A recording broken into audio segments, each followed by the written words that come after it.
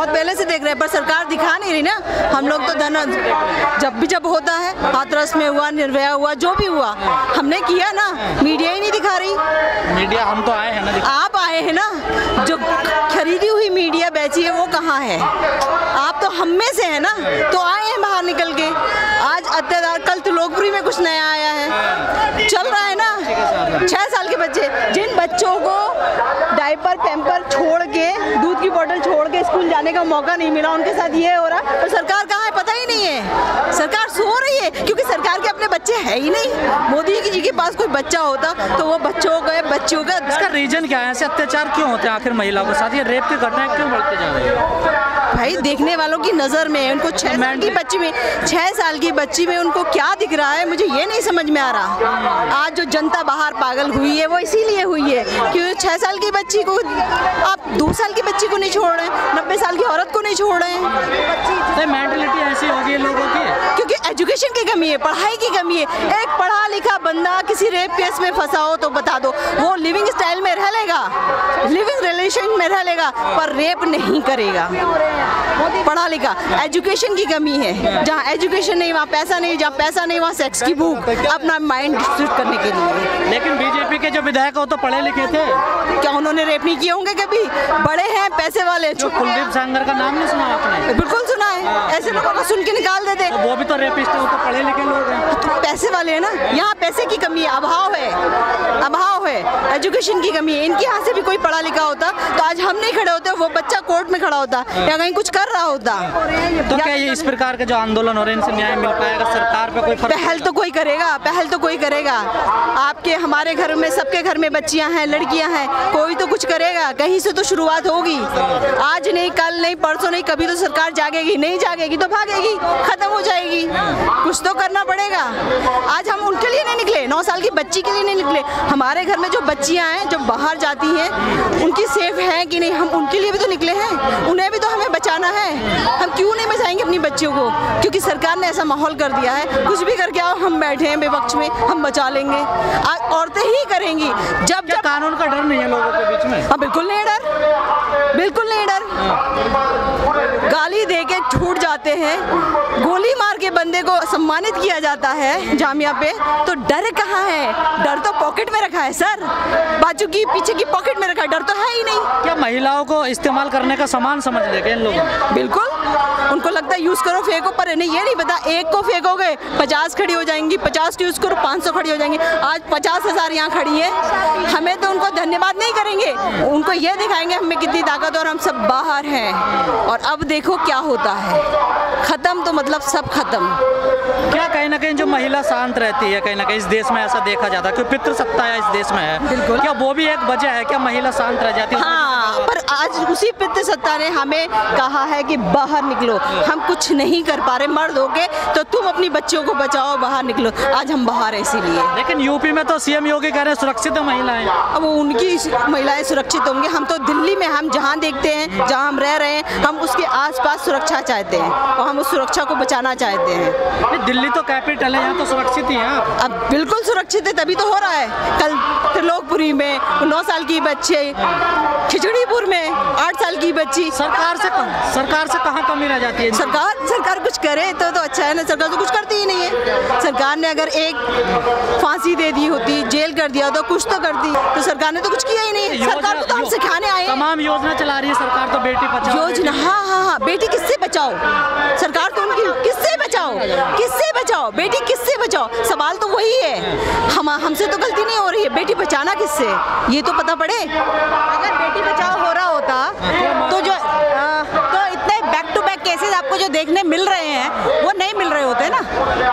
बल्कि होता ये है कि मतलब जो सरकार के मंत्री है या एमएलए है वो बचाव में उतर आते हैं। लेकिन अब तो लोग पढ़ लिख रहे हैं, लेकिन रेशियो तो बढ़ता जा रहा है ना रेपो का, आखिर वजह क्या है? आप समझे नहीं। देखिए, रेशो का वजह लॉ एंड ऑर्डर है। आप अगर कानून सख्त कर देंगे और ट्रायल फास्ट करेंगे, सजा जल्दी होगी, तो लोग डरेंगे। अभी पता है कुछ नहीं होगा, बेल हो जाएगी, बेल के बाद मैं बाहर आ जाऊंगा, फिर कोई मंत्री जी, कोई संतरी जी मुझे बचा लेंगे, कोई डर नहीं है ना। लेकिन पहले कहा जाता कि अपराधी लोग ऐसा काम करते, अब तो मंदिरों के पुजारी ये काम करने लगे हैं। देखिए, अपराध की ना कोई परिभाषा नहीं है। अपराधी हमारी मानसिकता होती है, इंसान की मानसिकता होती है। तो उस पुजारी को भी डर नहीं है, क्योंकि उसे पता है जो सरकार है वो तो राम जी की सरकार है, तो राम जी की सरकार में मेरा क्या होगा, मैं तो राम जी का बंदा हूँ, तो मेरा तो कुछ होगा नहीं, मैं तो राम जी का भक्त हूँ, मैं तो राम जी का मंदिर में बैठता हूँ, हनुमान जी के मंदिर में बैठता हूँ, तो मेरा क्या होगा, मेरा तो सरकार का फेलियर मानती है आप? बिल्कुल है। लॉ एंड ऑर्डर किसकी जिम्मेदारी है? दिल्ली में पुलिस किसकी है? केंद्र सरकार की। तो फिर तो किसका फेलियर है? लेकिन अपराध तो राजस्थान में बढ़ रहे, वहाँ तो आपकी सरकार है। तो हर जगह जहाँ पर भी है, केंद्र क्यों है ना, केंद्र का अंकुश हर प्रदेश में होता है, चाहे सरकार किसी की भी हो। लेकिन इतने कड़े कड़े कानून बने हुए हैं इन चीजों को लेकर, फिर भी अपराध कम नहीं हो रहे ना, वजह क्या है? कानून बनाने से भी तो नहीं, क्योंकि ट्रायल स्पीड से नहीं होता है ना।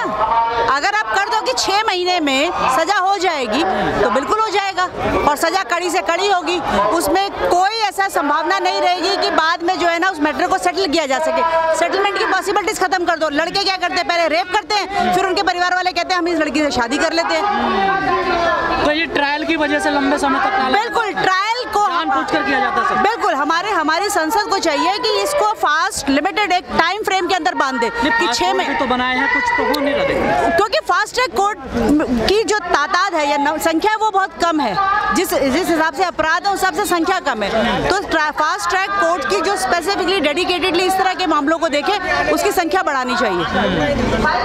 तो इस प्रकार आप लोग आज सड़क पर उतरे हैं, क्या सरकार पर कोई फर्क पड़ेगा इन चीजों का? देखिए, अपनी बात पहुंचाने के लिए ही हम ऊंची आवाज में बोल रहे हैं। अब अगर सरकार ने अपने कानों को गरम तेल डाल के उसको या पिघला हुआ शीशा डाल के बंद कर लिया तो हम कुछ नहीं कर सकते। नहीं, इस सरकार का इतिहास है, आंदोलन से कोई फर्क नहीं पड़ता है सरकार। वैसे ये सरकार जो है ना, आज जो सरकार बनी हुई है ना, ये आंदोलन कर करके ही बनी हुई है। ये आंदोलन फर्क नहीं पड़ता। देखिए ऐसा है, लोकतंत्र में ना फर्क पड़ता है, बस फर्क दिखता थोड़ा देर से। 8 महीने से बैठे हैं, कोई बात नहीं, चुनाव आएंगे भाई। आप पिछला ही तो जीते हो, 2024 कोई दूर नहीं है, 2021 खत्म होने जा रहा है। और जिस प्रकार की राजनीति करते हैं ना आप लोगों के पास, उसकी काट नहीं है ना।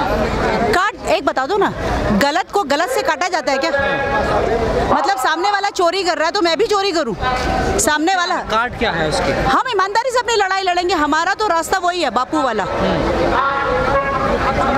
कि बापू ने सिर्फ एक लाठी और चरखे से जो है ना अंग्रेज भगा दिए थे। ये तो सिर्फ बीजेपी है। क्या वजह है तमाम महिलाएं भी कैबिनेट में, मंत्री भी हैं, वो इस प्रकार आवाज नहीं उठा? कितना प्रतिशत महिलाएं हैं? कितने प्रतिशत महिलाएं हैं? जो एक मिनट, जो महिलाएं हैं वो जब उनका सरकार नहीं थी, जरा सा महंगाई में सिलेंडर, प्याज, टमाटर, आलू बांध के इधर उधर नाचती हुई भी दिखती थी। स्मृति ईरानी नहीं, उसके अलावा भी जो अब नहीं है इस दुनिया में, वो भी सुषमा स्वराज, हाँ, वो नाचा करती थी। तो अब वो कहाँ हैं?